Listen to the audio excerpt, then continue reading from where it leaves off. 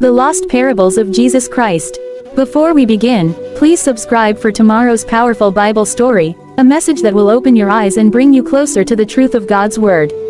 Many people know the parables of Jesus, the Good Samaritan, the prodigal son, the sower and the seeds. But beyond the ones we remember are lessons hidden within his stories, deep truths that many have forgotten or overlooked. These are the lost parables of Jesus Christ, the stories that still speak, but few are truly listening. When Jesus walked the earth, he spoke in parables. He used stories that ordinary people could understand: farmers, shepherds, fishermen, and mothers. But each story carried a heavenly meaning. The parables were more than stories, they were keys to unlock the mysteries of God's kingdom. Yet today, many have lost their deeper message. Jesus once said, "The kingdom of heaven is like a hidden treasure buried in a field. A man found it, and in his joy, he sold everything he had to buy that field." This story wasn't just about gold or silver. It was about the soul.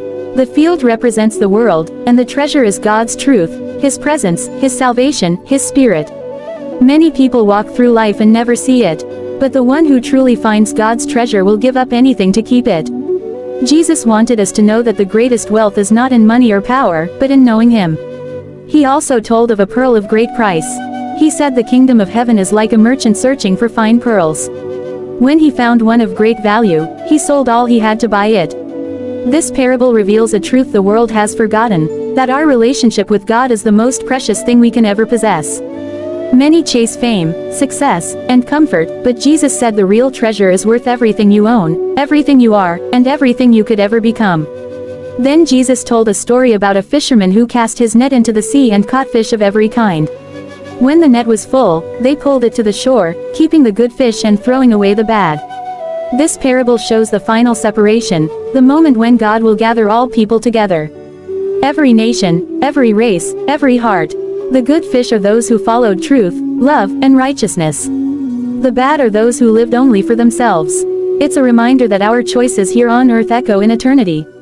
But there's another parable, one that many overlook, the story of the two builders. Jesus said, "Whoever hears my words and obeys them is like a wise man who built his house upon the rock. The rains came, the winds blew, but the house stood firm. The other man built his house on sand. When the storm came, his house fell with a great crash." Jesus wasn't talking about houses, he was talking about hearts. If your life is built on God's word, no storm can destroy you. But if it's built on pride, pleasure, or worldly things, one strong wind can bring it all down. He wanted us to build on the rock, the truth, faith, and obedience to God. Then there was the parable of the 10 virgins. 5 were